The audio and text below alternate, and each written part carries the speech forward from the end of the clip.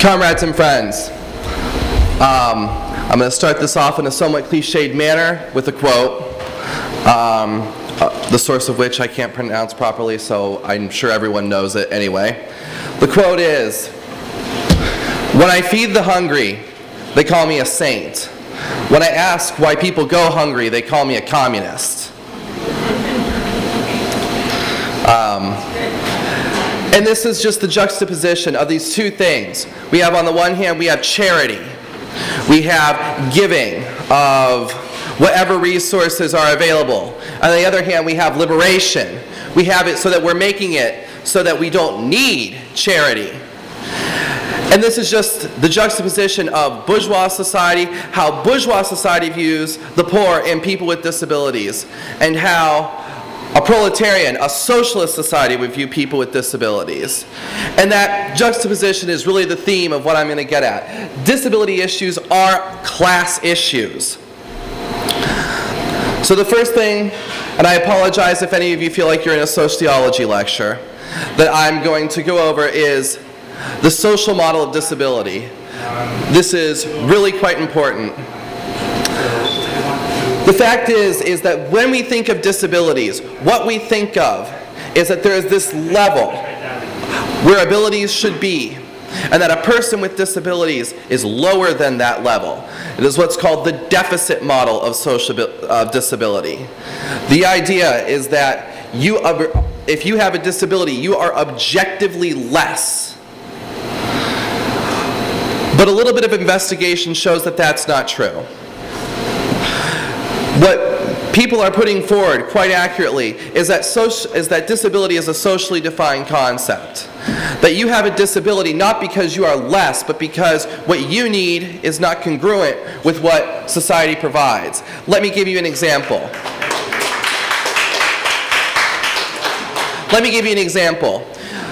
Most people would think of blindness as an objectively deficit disability. Why? Because you are deprived of a sense. You have fewer than the standard number of senses. But let me point out to you this. Right now in this building, what do we have? We have lights. We have windows. Everything is set up so that people who can see can get around. And we have nothing set up, or not nothing, but we have fewer things set up so that people who cannot see can get around. So imagine if all of society were blind. These windows would not exist. There would be no need for them. These lights would not exist. There would be no need for them. And a sighted person, someone who used this extra odd sense that no one can understand, would struggle to get around. This is the idea of the social model of disability. That disability is defined by society. And comrades and friends, that definition is a class definition. That definition comes from the bourgeoisie, directly from the bourgeoisie. And the way that it comes from the bourgeoisie is according to the principle that everything that happens in capitalist society is done for profit. Everything that happens in capitalist society, everything is done for profit. And the very first place that we see this with people with disabilities is in education. Education is largely, this is improved in recent years, but has largely been a one-size-fits-all model. Education is set for one ability level. Education is set with the understanding that you have these abilities, that you can perform these tasks, and that if you can't, then there is something wrong with you. And where do they send you? To the jails, to the institutions. Education is conducted in a manner of that one ability level. Because what do they want to train? They want to train good workers. And they've decided, what has the bourgeoisie decided? Good workers have this set of abilities. That's what we want. That's what's profitable. So we train students to become workers in this way. We meaning they, not we. We're not responsible. But students are trained to become workers in this way. And any student who cannot do that is sent off to a back room and given a second, third, or fourth rate education. They're taught the same thing that the bourgeoisie think. They are less. They are incapable. And the ridiculous thing is, and I don't mean this in any way that should undervalue someone who cannot perform academic tasks, but the ridiculous thing is that there's a concept that is now just being really advanced, what's called twice exceptionality. And the idea is that there are people who have disabilities who are also gifted, people who are performing well on all the academic measures. But this system has set up the education system in such an ableist manner that they cannot perform these academic tasks. Why? Think back to your school days. How much of what you learned in high school, and even more so in middle and elementary school, had to do with academics? And how much of it had to do with simple, odd things like conformity, organization, all these things? The classic example that I have from my education was the fact that I was required in 7th and 8th grade to keep every assignment that was given during the semester, keep it in a folder, keep it in order, and have it numbered.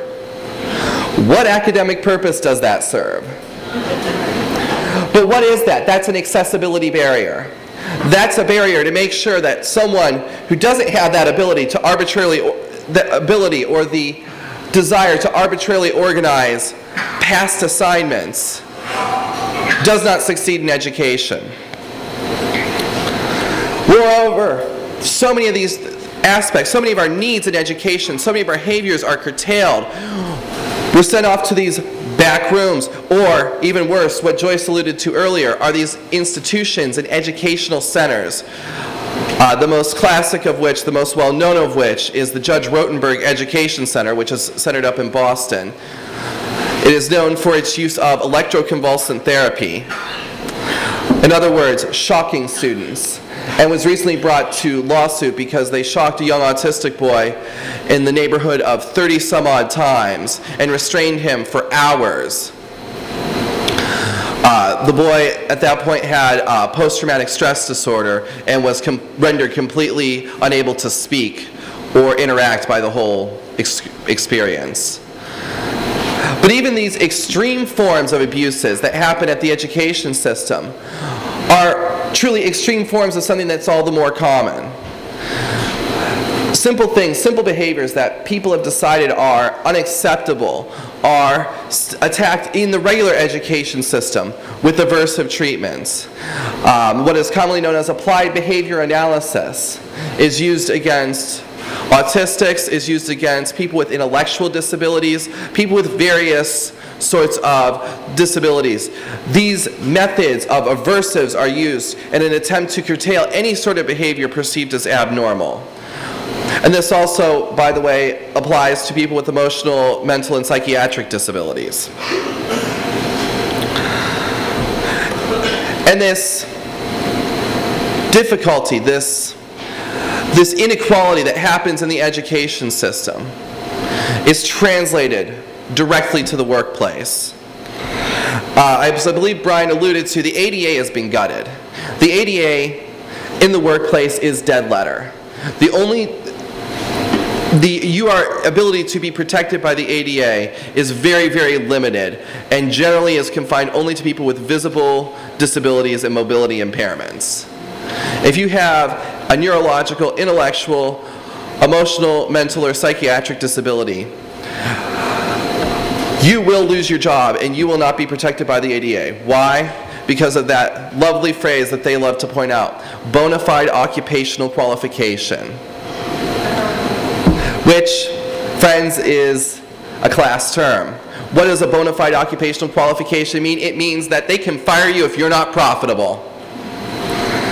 Even if you're doing your job in an acceptable manner, they can say, well, he's not profitable enough, so we're firing him. His disability, or her disability, or their disability is covered under, or is an exception because it is a bona fide occupational qualification. And even if you could claim that you were wrongfully fired, your only recourse is a lawsuit. So if you have any sort of disability that impacts your ability to have the energy to hire an attorney, to work on this lawsuit, to just spend hours and hours and days and weeks and months of your life trying to bring this company to court, if you have any sort of anxiety about doing this, you are, frankly, shit out of luck. So what do we have? What protection do people with disabilities have against the bourgeoisie? Because they want to throw us out. We have no ability to protect ourselves.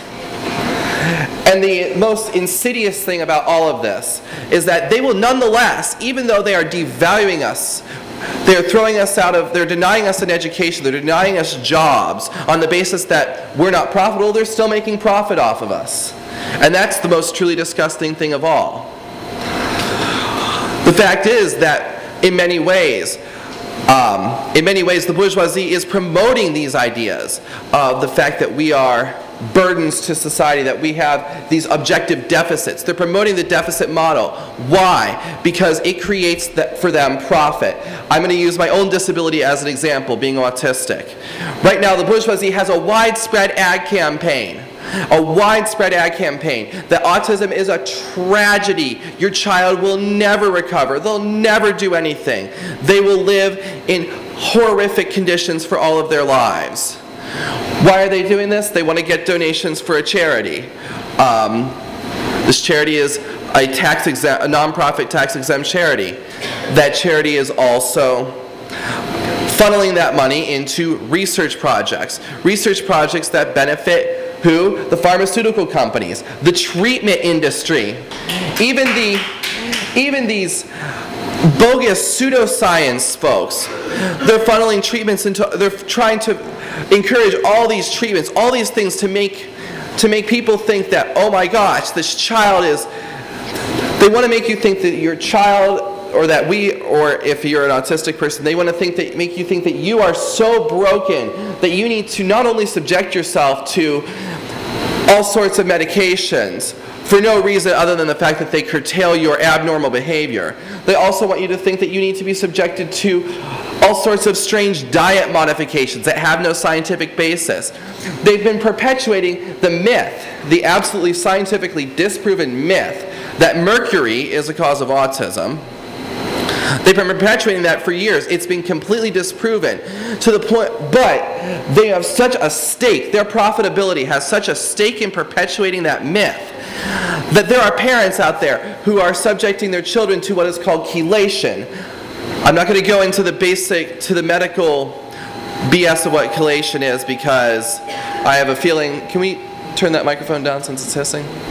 I have a feeling that it would just go over everyone's head and probably mine as well. But the long story short is, it is a very, very harmful, very difficult process on your body by which you try to remove heavy metals that pretty much chews up and spits out your kidneys.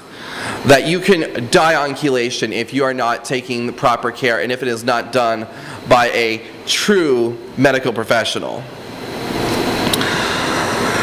The last example that I see in Big Pharma where they're making profit, the biggest example is with, like I said, the use of medications, the use of atypical antipsychotics, for example.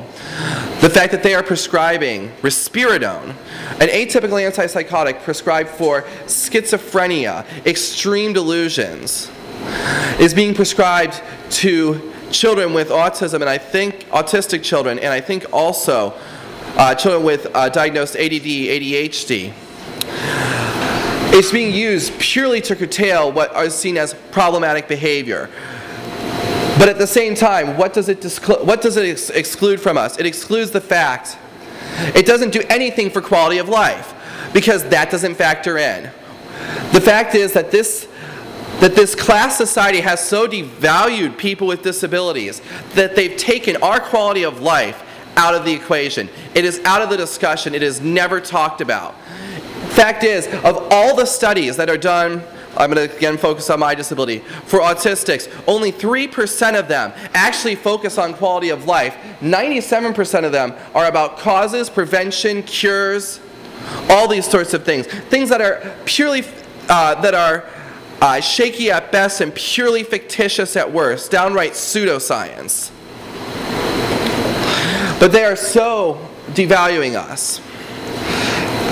And that devaluation is just manifest in all these ways that we mentioned before. 90% of people with disabilities will be abused. 90%. 9 out of every 10. 3% of those will go reported. The fact is, there's bullying. There's bullying in the schools by both the students, by the teachers, by all these people who want to make sure that you know what your place in society is. And then, in its most extreme form, it takes the place of death, as Joyce mentioned before, the murder of people with disabilities. Not only the fact that they die, because murders happen, unfortunately, that's the nature of this crime-ridden capitalist society, but the fact that the media then portrays our murderers as merciful, portrays them as, oh, they couldn't help it, their child was just such a problem. But at the same time, whenever anyone gets up and commits a senseless crime, well, like what happened in Colorado, what's the first thing they say? Oh, they must have had a mental disability. They must have been autistic. Yes, that was actually put forward about him. They want to make sure that we know our place, that we're not real people, that this society does not view us as real people. And again, why? Because we're not profitable. We're only profitable when they can use a charity. They can use this concept of charity to bring up their own profits. They can use it to fund their research. But the last thing they ever point out to us is that of how what they're doing actually affects people with disabilities. That is all capitalist society gives to us. Capitalist society has nothing for us, and the only way that we can fight for people with disabilities is to build a workers' world.